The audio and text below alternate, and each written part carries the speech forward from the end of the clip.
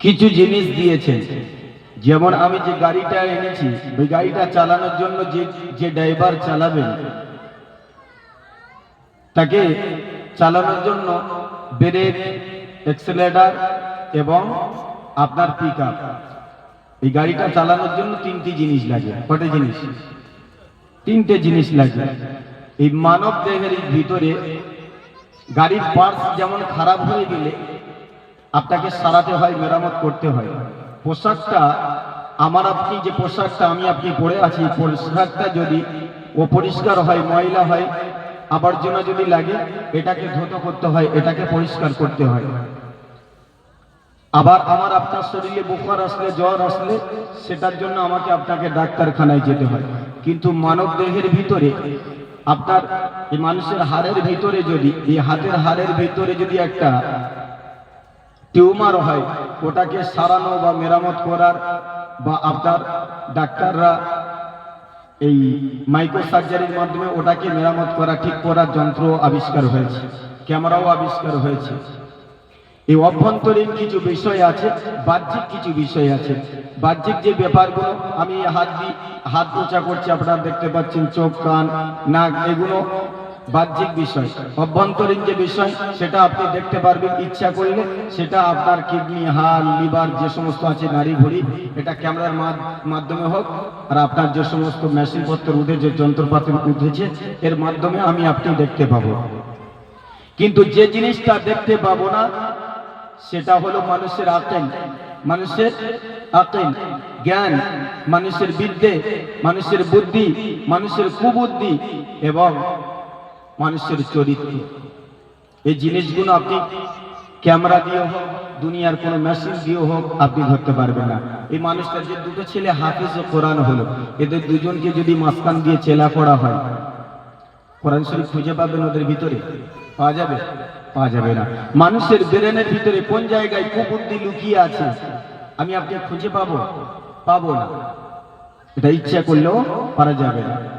চরিত্র, আপনি যতক্ষণ না পর্যন্ত কথা বলবেন, যতক্ষণ না পর্যন্ত জবান নাড়বেন, ততক্ষণ আপনি বুঝতে পারবেন না ওই মানুষটা কোন স্বভাব, তাই না?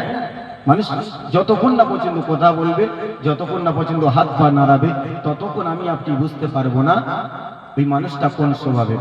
তো মানব জাতিকে চালানোর জন্য যে জিনিসটার প্রয়োজন, সেটা হলো সবর। সেটা হলো কি? সবর।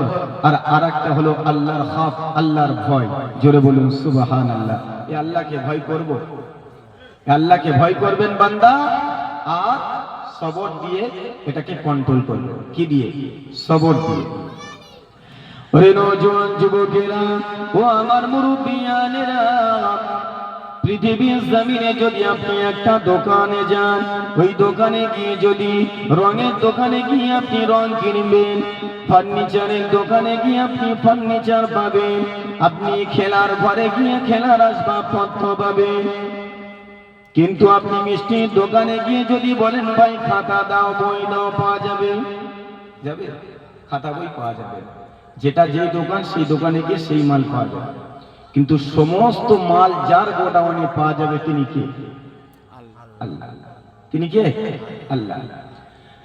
হে দুনিয়াবাসী, মনে রেখে দাও, আল্লাহ পাক আল্লাহ তাআলা জানিয়ে দিলেন, ওরে দুনিয়াবাসী শুনে রাখো, ও পৃথিবীর আমার বান্দা বান্দিরা শুনে রেখে দাও, আমি মালিক তোমাদিগকে জানিয়ে দিলাম, তোমাদের পায়ের জুতা যদি ছিঁড়ে যায়, তোমাদের পায়ের জুতা যদি ছিঁড়ে যায়, ওটাও তোমার মালিকের দরবার থেকে চেয়ে নাও। জোরে বলুন সুবহানাল্লাহ।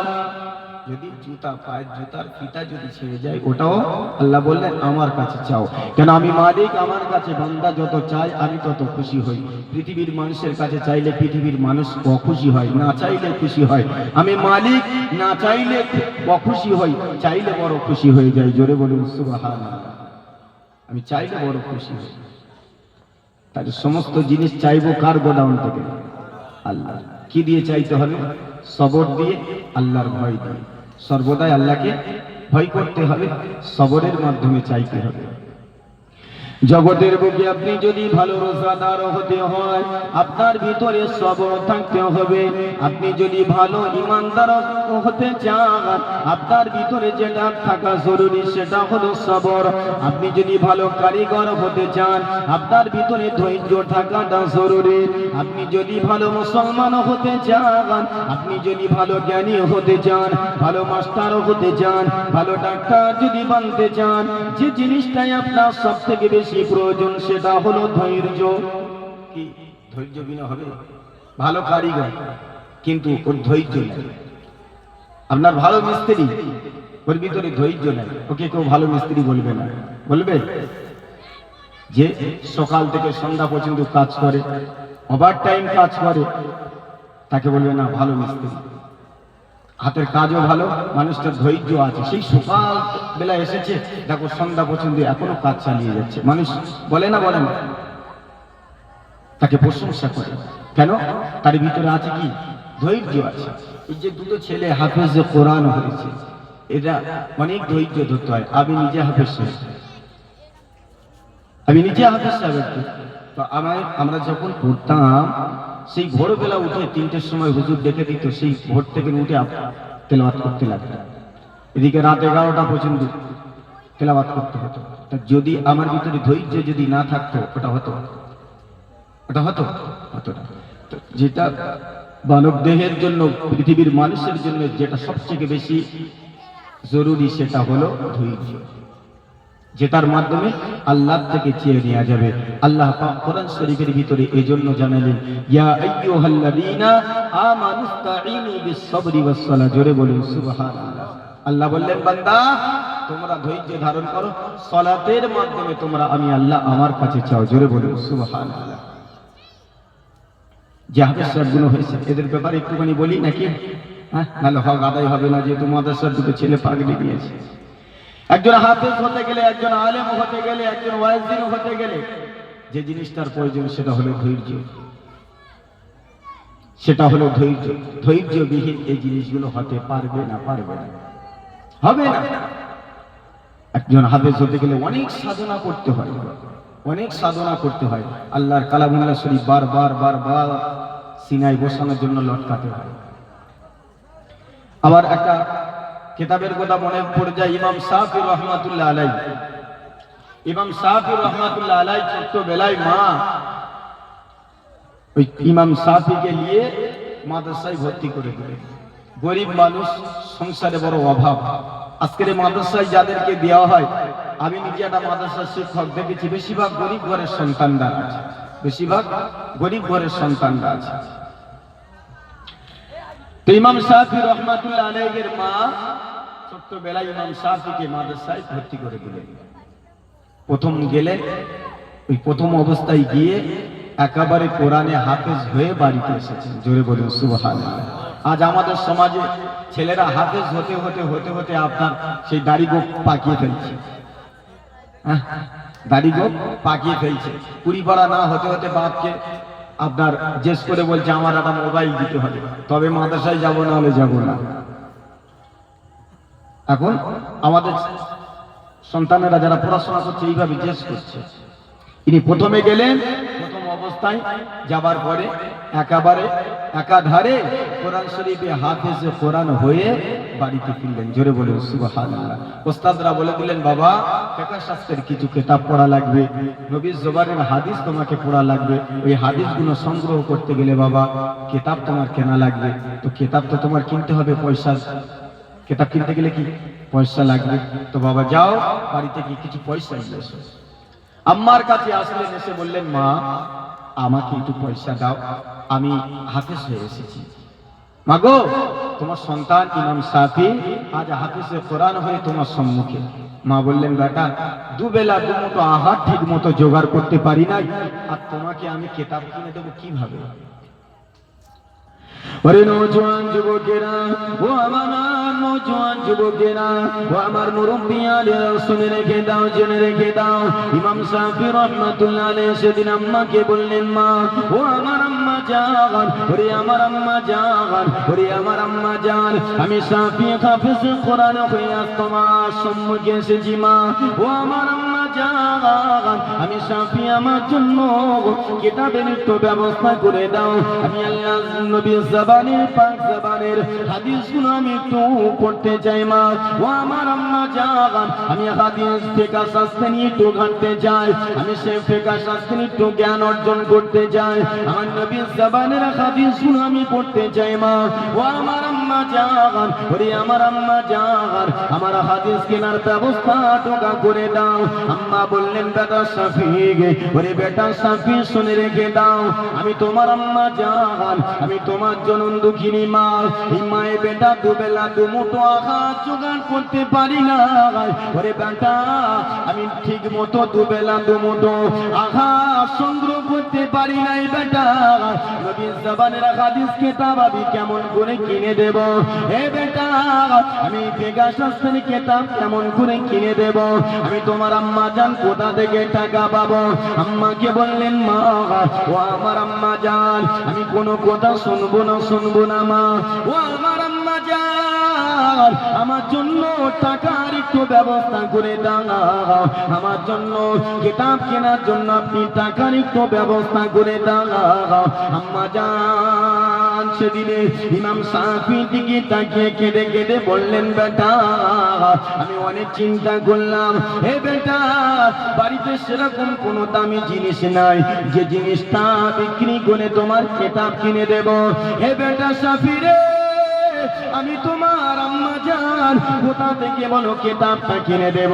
ইমাম শাফি রাহমাতুল্লাহ আলাইহি সেদিনে আম্মা জানকে বললেন মা, ও আমার আম্মা জান, ওরে আমার আম্মা জান, আমি শাফি একটা চিন্তা করেছি মা, আমি শাফি একটা চিন্তা করেছি মা। ওই চিন্তাটা হলো জগতের বুকে আমার আব্বা সেরকম কিছু রেখে যেতে পারে না, আমার আব্বা জান সেরকম কোনো সম্পদ রেখে যেতে পারে নাই, জায়গা জমি রেখে যেতে পারে নাই। তবে আমার আব্বা জান যে বাড়িটা আমি শাফি আমাদের জন্য রেখে গেছে, জগতের বুকে আমি দেখেছি, পৃথিবীর জমিনে আমি দেখেছি, পৃথিবীর মানুষ যখন ছাদ ঢালাই দেয় ওই ছাদের ভিতরে তারা রড প্রথমে বিছায়, রড দিয়ে ছাদ ঢালাই দেয়। ওগো আমার আম্মা জান, আমাদের যে ছাদটা রয়েছে মা, ও আমার আম্মা জান, আমি তোমার শাফি ছাদটাকে ভেঙে ফেলে দেব, ছাদের ভিতর থেকে রড গুলোকে বার করে নিয়ে বাজারে বিক্রি করে দিয়ে আমি কিতাব কিনে নিয়ে আসবো। জোরে বলো সুবহানাল্লাহ। কি বললেন? পড়ার কতটা জেদ দেখে, পড়ার কতটা জেদ দেখে। আর আমাদের ছেলেদের বাপ আজকের পিতামাতা কত বোঝাচ্ছে পড়ানোর জন্য, কত টাকা পয়সা ব্যয় করছে সে শিক্ষা। আমাদের কোরআন শরীফ পৃথিবীর সর্বশ্রেষ্ঠ কিতাব, ঠিক কি না বাবা? এই সর্বশ্রেষ্ঠ কিতাবের সর্বপ্রথম যে বাক্যটা এসেছিল ওটা কি? ওটা কি শব্দ ছিল? ওটা হলো ইকরা। ওটা কি ছিল? প্রথম যে শব্দটা পৃথিবীর জমিনে এসেছিল, আল্লাহর নবীর সম্মুখে এসে ফেরেশতা জিবরাইল যেটা শুনিয়েছিলেন সেটা হলো ইকরা, তার মানে হলো পড়ো। তার মানে কি? পড়ো। যে জাতির প্রথম কথা ছিল, শ্রেষ্ঠ কিতাবের প্রথম কথা ছিল পড়ো, ওই জাতির ভিতরে আজকের লেখাপড়ার বালাই নাই আছে। ওই জাতির ভিতরে আজ লেখাপড়ার বালাই নাই। যে জাতির প্রথম কথা ছিল পড়ো, সে জাতির ভিতরে আজ লেখাপড়ার বালাই নাই। তার আজকের পড়াশোনা ছেড়ে দিয়ে গ্রামে গঞ্জে কাঁচ ভাঙা লোহা ভাঙা বিক্রি আছে, জুতো নেবেন, এই নেবেন, সেই নেবেন। আমি কাজটা ছোট মনে করছি না, কর্মটাকে ছোট করছি না, কিন্তু সে জাতির ভিতরে আর শিক্ষা নাই। ওরে নওজোয়ান যুবকেরা, ও আমার মুরব্বিয়ানেরা শুনে রেখে দাও, ওই দিন ইমাম শাফি রাহমাতুল্লাহ আলাইহি আম্মা জানকে বলেছিলেন মা, ও আমার আম্মা জান, ওরে আমার আম্মা জান, আমি শাফি ওই ছাদটাকে ভেঙে ফেলে দিই, ওই ছাদের ভিতর থেকে রডগুলো বার করে বাজারে আমি বিক্রি করে দেব মা। যে টাকাটা হবে ওই টাকাটা নিয়ে আমি আল্লাহর নবীর জবানের হাদিসগুলো কিনবো মা। ও আমার আম্মা জান, ওরে আমার আম্মা জান, আমাকে তুমি বাধা দিও না। ইমাম শাফি রহমাতুল্লাহ আলাইহির মা সেদিনে ইমাম শাফি রহমাতুল্লাহ আলাইহিকে বললেন, বেটা শাফি, হে বেটা শাফি, আমি তোমার আম্মা জান তোমাকে জানিয়ে দিলাম, ওরে বেটা শাফি, যদি তুমি ছাদটা ভেঙে ফেলে দাও, যদি তুমি ছাদটাকে ভেঙে ফেলে দাও, ওরে বেটা শাফি, প্রচন্ড বর্ষার দিনে কার বাড়িতে গিয়ে আশ্রয় নেব বল? হে বেটা শাফি, প্রচন্ড শীতের দিনে কার বাড়িতে গিয়ে আশ্রয় নেব বল? ওরে বেটা শাফি, আমি তোমার আম্মা যা জানালাম, প্রচন্ড রোদ্দুরের সময় কোথায় গিয়ে কার বাড়িতে গিয়ে আশ্রয় নেব বল? ওরে বেটা শাফি, বাবা এমন ভুল করো না, ছাদটা তুমি ভেঙে ফেলে দিও না। ইমাম শাফি রহমাতুল্লাহ আলাইহি ছোট্ট 10 বছরের শাফি সেদিনে মাকে বললেন, মা, ও আমার আম্মা জান, ওরে আমার আম্মা জান, দুনিয়ার সামান্য রোদ্দুর তুমি সইতে পারবে না, জাহান্নামের তীব্র আগুনের যন্ত্রণা কেমন করে সইবে মা? ও আমার আম্মা জান, পৃথিবীর সামান্য বৃষ্টির পানি তুমি সইতে পারবে না। ওগো আমার জনম দুঃখিনী মা, দুনিয়ার সামান্য কষ্টটা তুমি যদি সয়ে নিতে পারো, আমি ইমাম শাফি তোমাকে জানিয়ে দিলাম, আমি তোমার ছোট্ট 10 বছরের শাফি তোমাকে জানিয়ে দিলাম, আখিরাত কামাই বেটার পাকা হয়ে যাবে। জোরে বলুন, আখিরাতটা কি মায়ের বেটার জন্য পাকা হয়ে যাবে। মা দুনিয়ার সামান্য কষ্টটা একটু সইবে। একবার জোরে বলুন সুবহানাল্লাহ। আর আমাদের সন্তানদের কত গা মাথা হাত বুলিয়ে তারপরে স্কুলে পাঠাতে হচ্ছে। বাবা, মাদ্রাসার ছেলেদের কথা নাই বাবু, নাই বাবু। আবার আমাদের ভিতরে কিছু হাফেজ আলেম আছে, সিজন মাফিক হাফেজ আলেম। আপনার রমজান মাস আসবে, দাড়িটা ছাড়বে, তারাবির জন্য কি দাড়িটা ছাড়বে। আবার গ্রামে গঞ্জে এখন দেখবেন, ঘুরে ঘুরে দেখবেন বহু জায়গায়, আপনাদের দিকে আসে কিনা জানি না, আমি গত এই 1 মাসের ভিতরে দিনটা ঠিক বলতে পারছি না, কোথা থেকে জলসা করে ফিরছি দুপুর বেলা, জুম্মার দিন আমার মসজিদে জুম্মা পড়াতে হবে, দেখি মাইকে করে একটা গ্রাম থেকে চাঁদাপত্র তুলে অটো নিয়ে বার হয়ে রাস্তার ধারে বসে ছোট ছোট বাচ্চাদেরকে নিয়ে এসেছে, বুঝেছেন? নিয়ে গাড়ির ভিতরে, অটোর ভিতরে বসে বসে সব বিড়ি খাচ্ছে। যে হুজুর ওদের সঙ্গে এসেছে ও সমেত খাচ্ছে, বুঝেছে? ও আসলে হুজুর না, ও মাদ্রাসা টপকানো না। যারা হাক্কানি হাফেজ, হাক্কানি আলেম, এরা কখনো এই ধরনের কাজ করে না, এরা কখনো এই ধরনের কাজ করে না। যারা এই সমস্ত গ্রামে ঘুরে ঘুরে চাঁদাপত্র তোলে না, এরা সব মাদ্রাসা টপকান। এরা কি মাদ্রাসা টপকান? তো এদের থেকে আল্লাহ পাক আমাদের সকলকে হেফাজত করুন। সকলে বলুন আল্লাহুম্মা আমিন। রাস্তার ধারে আমি বললাম, এই আজ শুক্রবার, নামাজের কিছুক্ষণ বাকি, তোরা নামাজ পড়বি না কেউ? বলে হ্যাঁ হুজুর পড়বো। বলি যাবি কখন? সব বিড়ি খাচ্ছি, চতুর্দিকে শুধু ধোঁয়া বার হচ্ছে গাড়ির ভিতর থেকে, বাচ্চা বাচ্চা ছেলেদের বিড়ি খাওয়াচ্ছিস। হ্যাঁ, একজনকে জিজ্ঞেস করলে, তুই কি পড়িস? বলে কোরআন পড়ি। আমি কোরআনে কোথায় পড়িস, কি পড়িস বল? বলে কোরআন পড়ি। আমি বলি হেস পড়ি না নাজরা পড়িস? বলে নাজরা পড়ি। আমি বলি কত পড়া হয়েছে? এই তুই 3 নম্বর তাকতি নাম্বারটা বলতো দেখি কি আছে।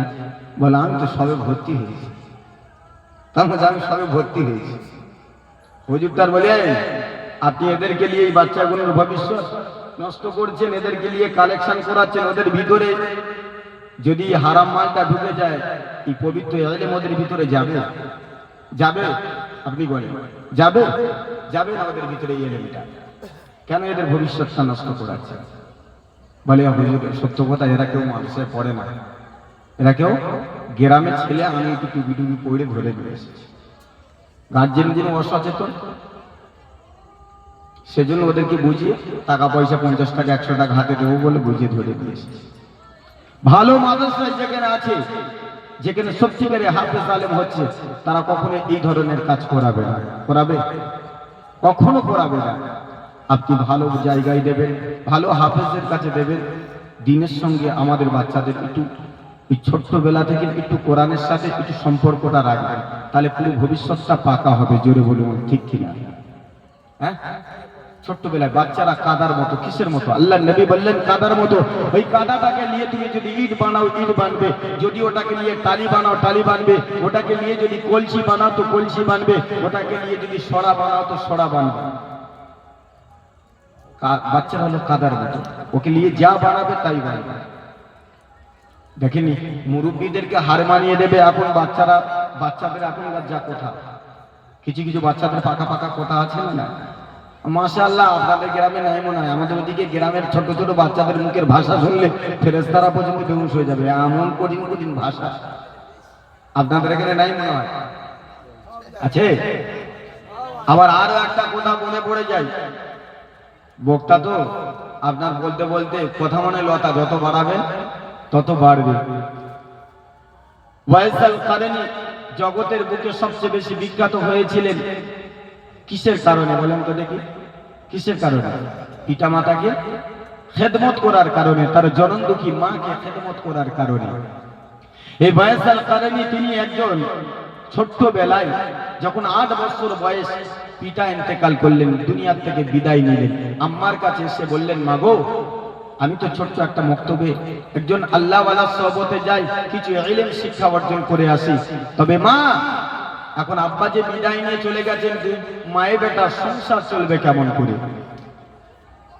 প্যারা মুসলমান নওজোয়ান যুবকেরা ও আমার মুরব্বিয়ানেরা, ইমাম শাফি রাহমাতুল্লাহ আলাইহির মা সেদিনে ইমাম ওই দিনে ওয়াইসাল কারণীর আম্মা জান ওয়াইসাল কারণীকে ডেকে বললেন, হে বেটা ভাই, তোমার আব্বা জান জগতের বুক থেকে বিদায় নিয়ে চলে গেছেন, তোমার আম্মা তোমার আব্বা জান পৃথিবীর জমিন থেকে বিদায় নিয়ে চলে গেছেন, রুজি নিয়ে রিজিক নিয়ে তুমি চিন্তা করো না। কেন না আল্লাহ পাক আল্লাহ তাআলা এই 18,000 মাখলুকাতের শ্রেষ্ঠ মাখলুকাত করে জগতের বুকে পৃথিবীর জমিনে ইনসানকে আল্লাহ পাঠিয়েছেন, মানব জাতিকে আল্লাহ সৃষ্টি করেছেন। ওই মানব জাতিকে সৃষ্টি করার আগে, রূহ জগৎকে আল্লাহ সৃষ্টি করার আগে তার বান্দা বান্দিরা কি খাবেন এটা 50 বছর আগে আল্লাহ লিখে রেখেছেন। জোরে বলুন সুবহানাল্লাহ। অতএব রুটি রুজি নিয়ে চিন্তা করিস না, তুমি পড়াশোনা করছো, পড়াশোনা চালিয়ে যাও। বললেন, মা এটা না হয় বুঝলাম, কিন্তু সংসার চলবে কেমন করে? তুমি আমি খাবো কোথা থেকে? খাদ্য আসবে কোথা থেকে? মা গো, আমার মাথায় একটা বুদ্ধি এসেছে। মা বললেন, কি বুদ্ধি বেটা, বল তো দেখি। বললেন, মা আমার বুদ্ধিটা হলো, আব্বা যে দোকানটা চালাতো কাপড়ের দোকান, ওই দোকানটা আমি কাল থেকে চালাবো, তুমি যদি অনুমতি দাও। মা বললেন, বেটা রে, তোর বয়স অনেক ছোট, তুই চালাবি কেমন করে? এই ছোট্ট বয়সে দোকানদারি করবি কেমন করে? বললেন, মা তোমার দোয়া যদি আমি বেটা আমার সঙ্গে থাকে, পৃথিবীর কোনো হিসাব ভুলাবে না, কোনো হিসাব আমার জন্য কঠিন হবে না। জোরে বলুন সুবহানাল্লাহ। মা বাপের দোয়া যদি সন্তানের সাথে থাকে, কোনো অসুবিধা আছে? সব জায়গায় পারাপার হয়ে যাবে না? যাবে না? প্যারা মুসলমান নওজোয়ান যুবকেরা ও আমার মুরব্বিয়ানেরা, সেদিনে ওয়াইসাল কারণীর আম্মাকে বললেন, মা ও আমার আম্মা জান, আপনি যদি অনুমতি দেন, আপনি যদি আমাকে অনুমতি দিয়ে দেন, মা ও আমার আম্মা জান, কাল সকাল থেকে আমার আব্বা জানের রেখে যাওয়া ওই দোকানটা আমি শুরু করে দেব। মা ও আমার আম্মা জান, ওই দোকানটা আমি তোমার দোয়া দিয়ে শুরু করব। মা আপনি শুধু আমার জন্য দোয়া করেন। আম্মা জান বেটার জন্য দোয়া করলেন, ওই ওয়াইসাল কারণীর জন্য দোয়া করলেন। ওয়াইসাল কারণী পরে দিন সকাল বেলা কাপড় কিনে নিয়ে আম্মা জানকে সাজেশন দিলেন, যে দাম বলে দিলেন ওই দামে আম্মা জানের কথা মতো বিক্রি করতে শুরু করে দিলেন। কিন্তু আম্মা জানের একটা নিষেধ ছিল, বেটা এ বেটা ওয়াইসাল কারণী শুনে রেখে দাও, তবে খবরদার বেটা, সকাল বেলা ফজরের নামাজ আগে আদা করবে। ফজরের নামাজের পরে তুমি আগে ওই আল্লাহ ওয়ালা সহবতে যাবে, যার থেকে তুমি ইলম শিক্ষা অর্জন করো, যার থেকে তুমি জ্ঞান লাভ করো। ওরে বেটা, আগে একটা টাইম পড়াশোনা করে এসে তারপরে তুমি দোকানদারি শুরু করে দেবে। ওয়াইসাল কারণী সেদিনে মাকে বললেন, মা ঠিক আছে, আপনার কথা আমি মাথায় তুলে রাখবো। আম্মার কথা মতো প্রত্যেক দিন ওই আল্লাহ ওয়ালা সহবতে গিয়ে প্রত্যেক দিন তিনি শিক্ষা লাভ করে চলে আসেন। এসো সেই দোকানটা শুরু করেন, দোকানদারি সারাদিন করে আম্মার কাছে ফিরে আসেন। ও যুবকেরা, ও নওজোয়ান যুবকেরা শুনে রাখো, ফয়সাল কারনী আম্মার কাছে এসে সারাদিন পরে আম্মার সম্মুখে এসে বলে, মা, ও আমার আম্মা জান, ওরে আমার আম্মা জান, আর সারাদিন এত টাকা দোকানদারি হয়েছে মা, এত টাকায় আমি কাপড় তুলেছিলাম, এত টাকা আমি দোকানদারি করেছি মা, ও আমার আম্মা জান, এনি সব টাকা কোন মায়ের কাছে তুলে দিতে, জোরে বলুন সুবহানাল্লাহ। সব টাকা মায়ের কাছে তুলে দিতে। প্রথম প্রথম ছেলেরা যখন ইনকাম করতে শেখে, মা বাপের হাতে প্রথম একটু দেয়, দেয় না দেয় না, প্রথমের দিকে একটু দেয়, তারপরে আপনার ছেলেপুলেরা আর বাবার হাতে দেয় না। এখনকার জেনারেশন ছেলেপুলে আর দিতে চায় না। কেন? 3 মাস কাজ করার পরে মাকে বললেন, মা, আব্বুকে বলবে, আব্বু আমি 2 মাস টাকা দেবো না। কেন টাকা দিবি না? না আমি একটা মোবাইল কিনবো। বলে না, বলে না, তোমাদের টাকা দিতে হবে না, আমি ওই টাকায় মোবাইল কিনবো, 2 মাস টাকা দেবো না। 2 মাস টাকা দিল না, আবার কিছুদিন পরে বলে, মা সামনে ঈদ আসছে, তোমাদের পোশাক করে দিতে হবে না, আমি একটা ভালো প্যান্ট করবো, একটা ভালো জুতো কিনবো, একটা ভালো বুট কিনবো। ওর 1000 আবদার পূরণ হবে, মাগার তোমার একটা আবদার আর পূরণ হবে। এই হচ্ছে কিনা বলে? সব আবদার পূরণ হয়ে যাওয়ার পরে ও যখন একটু বেশ ভালো টাকা কামাই করে, তখন মরণে আপনার শয়তান তখন একটু কাতুর কুতুর দেয়, বুঝেছেন? এবার তুই একটা বাইক কেন, এবার কি তুই এবার একটা বাইক কেন, কেন কবরে বা তোর ডাকছে, শয়তান কাতুর কুতুর দিচ্ছে, তুই এবার একটা ভালো করে বাইক কেন। এই হচ্ছে না, হচ্ছে না এইভাবে? হ্যাঁ, রাগ হচ্ছে আপনাদের, অসুবিধা হচ্ছে, বান ঘোরাবো, একবার উচ্চ আওয়াজে দরুদ শরীফ পড়েন, আল্লাহুম্মা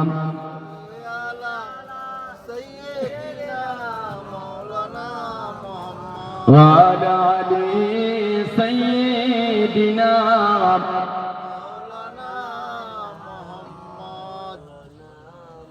ওয়া শাহরে মুহাব্বত जहाँ मुस्तफा है वही घर बनाने को दिल चाहता है, जुरे बोलो सुबहान अल्लाह। वो शहरे मुहब्बत जहाँ मुस्तफा है वही घर बनाने को दिल चाहता है, वही घर बनाने को दिल चाहता है। वो सोने से कर वो चाहती सी माटी नजर में बसाने को दिल चाहता है, नजर में बसाने को दिल चाहता है। जिहादे मुहब्बत की आवाज़ गूंजी, कहाँ हंसला ने दुल्हन से आपने इजाजत अगर दो तो जामे शहादत लबों पे लगाने को दिल चाहता है, जुरे बोलो सुबहान अल्लाह, अरे तो जुरे बोलो सुबहान अल्लाह, लबों पे लगाने को दिल चाहता है। वो शहरे मुहब्बत जहाँ मुस्तफा है वही घर बनाने को दिल चाहता है। जो पूछा नबी ने कि कुछ घर बिछोरा, जो पूछा नबी ने कि कुछ घर बिछोरा, तो सिद्दीक़ अकबर के होठों पे आया कि सिद्दीक़ अकबर बर क्यों होठों पे आया वो गामल दौलत क्या है ज़रूरत जोरे बोलूं ना सुभान अल्लाह वो गामल दौलत क्या है ज़रूरत जहाँ जन लुटाने को दिल चाहता है ला इलाहा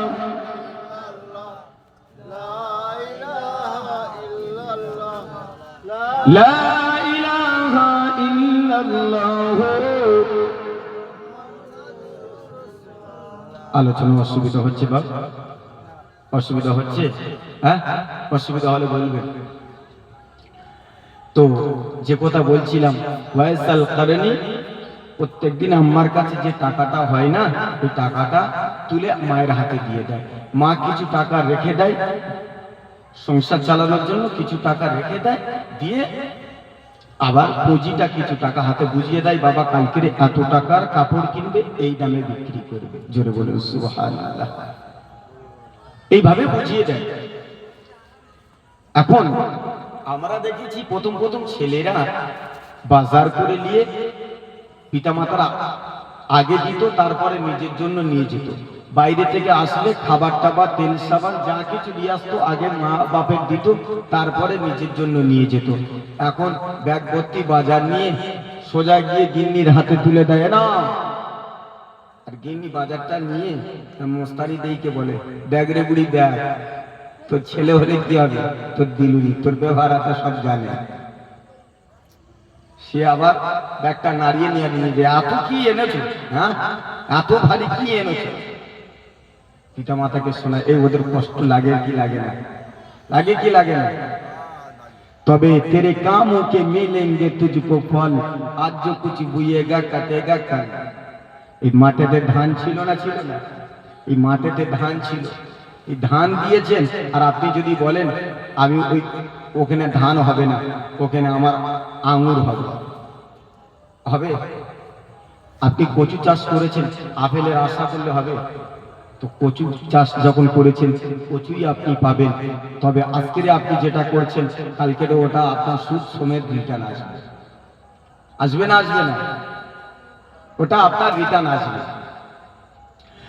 प्यारा मुसलमान नौजवान जुबकेरा ओ अल्लाह पाके नेक बंदा बंदीरा सुने रेखे दाओ हरि तोरी कृष्ण नगरे মানুষেরা শুনে রেখে দাও ওয়াইসাল কারণে সেদিন আম্মাকে বললেন মা ও আমার আম্মা জান সারাটা দিন আমি দোকানদারি করলাম মা এত টাকায় আমি দোকানদারি করে আপনার কাছে নিয়ে আসলাম আম্মা পরের দিন সাজেশনটা বুঝিয়ে দেয় এত টাকা তুমি কাপড় কিনবে পরের দিন এইভাবে চলে যায় মায়ের বেটা তিন সুন্দর করে এভাবে চলতে থাকে কিন্তু একদিন হঠাৎ করে ওই আল্লাহওয়ালা সবর থেকে ফিরে আসে মক্তব থেকে ফিরে চলে এসে দেখে যে দোকানটাই তিনি দোকানদারি করত আব্বা দেখে যাওয়া দোকানের কাছে আসলেন সেদিনে কাপড় চোপড় সব রাখা ছিল টাকা পয়সা সব কিছু রাখা ছিল দোকানে এসে দেখে ওই ওয়াইসাল কারণে দোকানে এসে দেখে দোকানের তালা ভাঙা দোকানের সমস্ত কাপড় চুরি হয়ে গেছে টাকা পয়সা সব চুরি হয়ে গেছে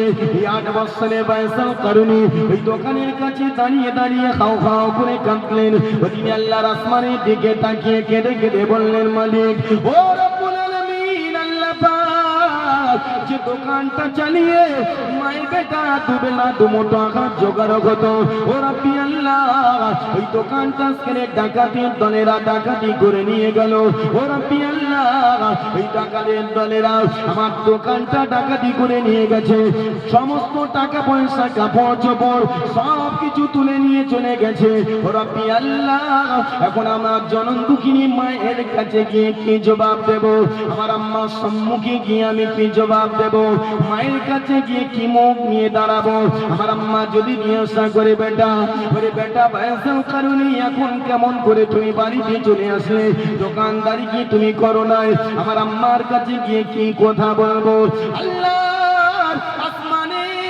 দিকে তাকিয়ে কেঁদে কেঁদে কেঁদে কেঁদে সারে সারে হয়ে যায়। জনম দুঃখিনী মায়ের কাছে ফিরে আসলেন। মা, ও আমার আম্মা জান, ও আমার আম্মা জান, ও আমার আম্মা জান, আমি তোমার বেটা ফয়সাল কারণী বাড়ি ফিরে আসলাম।